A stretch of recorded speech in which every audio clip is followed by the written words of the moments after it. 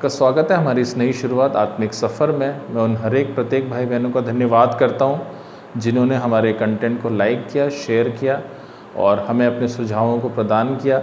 आपके सुझाव, आपके प्रार्थना, विनती, निवेदन और आपका मार्गदर्शन हमें आगे भी इसी प्रकार से मिलता रहे, यही प्रार्थना है और यही कामना है।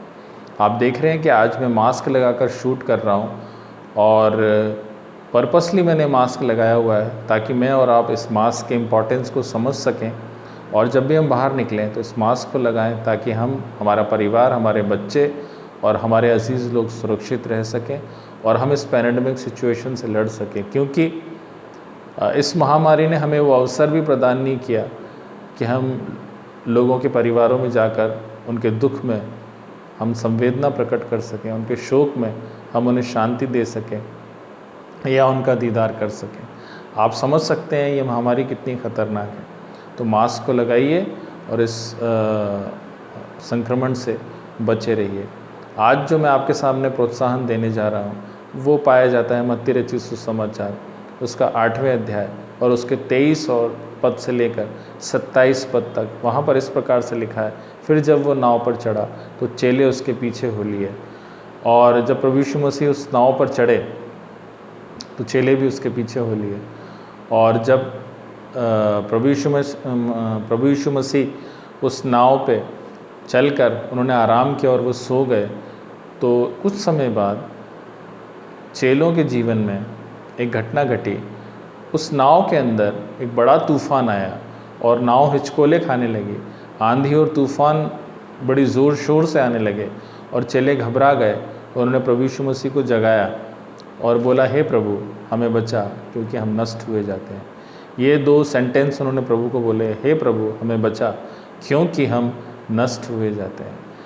और जीवन की हर एक परिस्थितियों में भी शायद हमारा यही सोचना है कि अब ये परिस्थितियां हमें निगल लेंगी, अब हमारा कुछ नहीं हो सकता और अब हम इन परिस्थितियों से अपने आप को निकाल नहीं पाएंगे। कई बार जीवन में बड़ी बड़ी नकारात्मक परिस्थितियां आती हैं और उन परिस्थितियों में हम पड़े रहते हैं और हमारे जीवन में हम क्या रिस्पॉन्ड करते हैं ये बड़ा इम्पॉर्टेंट है।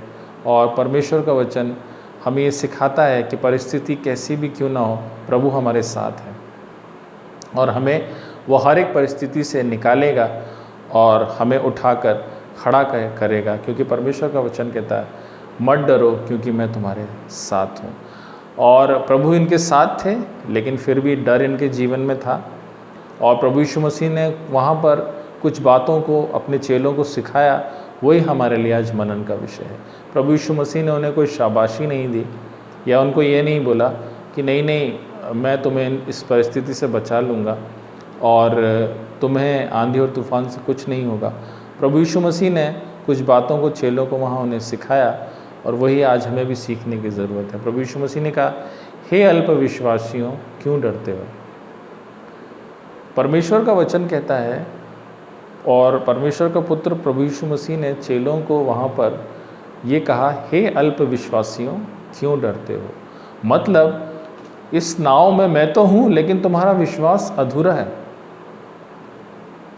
और कई बार हम अपने आत्मिक जीवन में हम अच्छी रीति से आगे बढ़ते हैं, हम वचन को पढ़ते हैं, हम प्रार्थना करते हैं और हम चीज़ों को सुनते हैं और समझते हैं, लेकिन विश्वास का जो परिमाण हमारे जीवन में होना चाहिए पूरा, वो अधूरा रह जाता है। और जब वो अधूरा रह जाता है तो हमारे जीवन में अल्प विश्वास आ जाता है और जब हम अल्प विश्वास में फंसते हैं तो हम ईश्वर की बातों को अपने जीवन में पूरा होते हुए नहीं देख पाते और हमें ऐसा लगता है कि हम इस परिस्थिति में नाकाम हैं और हम कुछ भी नहीं कर सकते। लेकिन परमेश्वर को यदि प्रसन्न करना है और ईश्वर के काम को अपने जीवन में देखना है तो हमें उसके ऊपर पूरा विश्वास करना पड़ेगा। क्योंकि आधा अधूरा विश्वास, अल्प विश्वास हमारे जीवन में भय को लेकर के आता है। क्योंकि जीवन में जब जब भी नकारात्मक परिस्थितियां आएंगी हमें डर लगेगा और हम अपने आप को उतना सहज महसूस नहीं कर पाएंगे जितना हम अपने जीवन में अच्छी परिस्थितियों में करते हैं। सो हमारे जीवन में पहली चीज़ जो होनी चाहिए, हमें हमारा आधा अधूरा विश्वास के परिमाण को पूरा करना है। हमें परमेश्वर के वचन के ऊपर पूरा विश्वास करना है। और मैं आपको बताऊं, याकूब की पत्री में 5वें अध्याय के आखिरी पदों में लिखा है कि यदि कोई तुम्हारे बीच में रोगी हो उसके लिए प्रार्थना की जाए, क्योंकि धर्मी जन की प्रार्थना के प्रभाव से बहुत कुछ हो सकता है। लेकिन यदि मैं इसको प्रभु यीशु मसीह की भाषा में बोलूं तो प्रभु यीशु मसीह कहते हैं कि जो विश्वास करते हैं उनके लिए सब कुछ हो सकता है।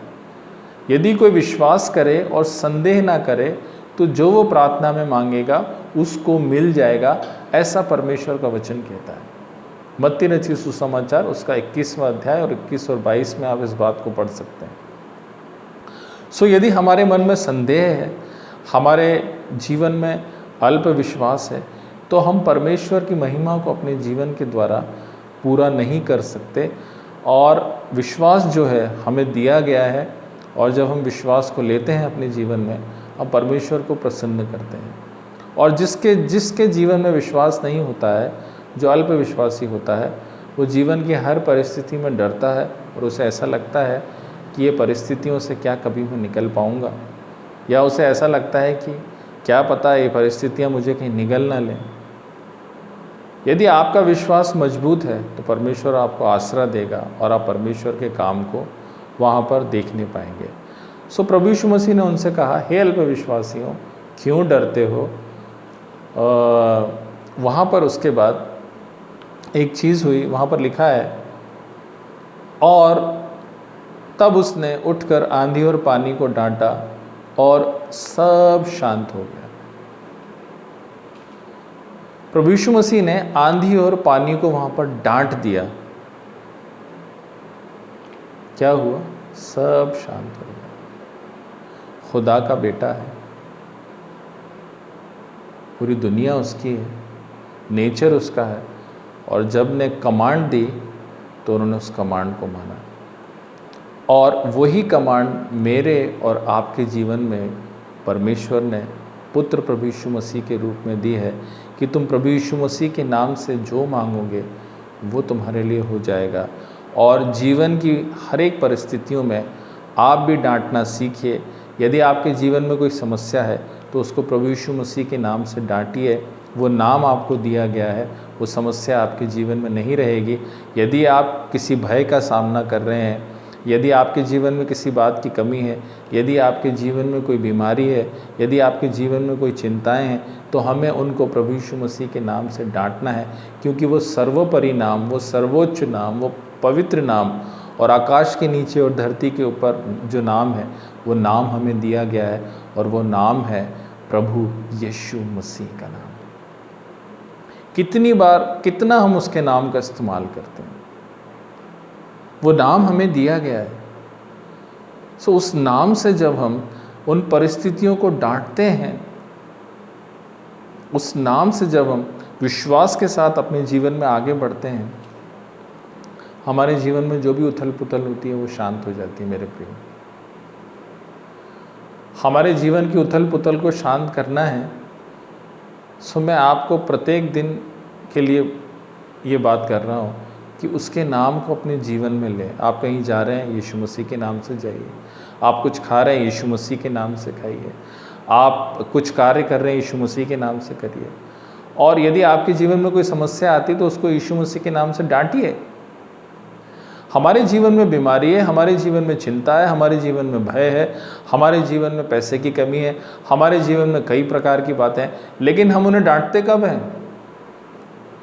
और जिस प्रकार से यीशु मसीह ने अपनी कमांड को वहाँ पर दिया, वहाँ पर उन्होंने आंधी और तूफान को डांटा, वहाँ पर सब शांत हो गया। हमें भी हमारे जीवन में हर एक नकारात्मक परिस्थितियों में और हर एक अवरोध वाली बातों में, हर एक डिज़ास्टर में उसके नाम का इस्तेमाल करना है, ताकि हमारे लिए मार्ग निकल सके और हमारे लिए उपाय हो सके और हमारे लिए रास्ते बन सके और हम विजयी जीवन में आगे बढ़ सकें।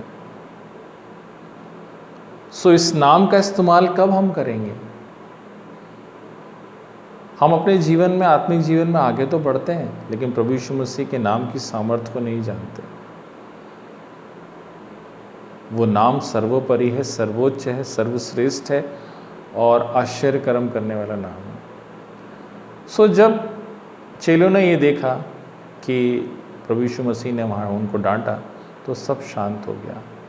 हमारे जीवन में भी जब हम प्रभु यीशु मसीह के नाम को लेते हैं, हमारे जीवन में भी जब हम प्रभु यीशु मसीह के नाम को भजते हैं, आंधी और तूफान का कितना भी ज़ोर क्यों ना हो, सब शांत हो जाएगा। प्रभु के नाम को लेना सीखें, प्रभु के नाम को भजना सीखें और उसके ऊपर पूरा विश्वास करना सीखें, ताकि आप और मैं अपने जीवन में उन अद्भुत बातों को देख सकें और उनकी गवाही दे सकें, ताकि हम ही नहीं लेकिन बहुत सारे लोग उन बातों को सुनकर आशीषित हों। मिलते हैं अगले वीडियो में, तब तक के लिए सबको जय मसीह की।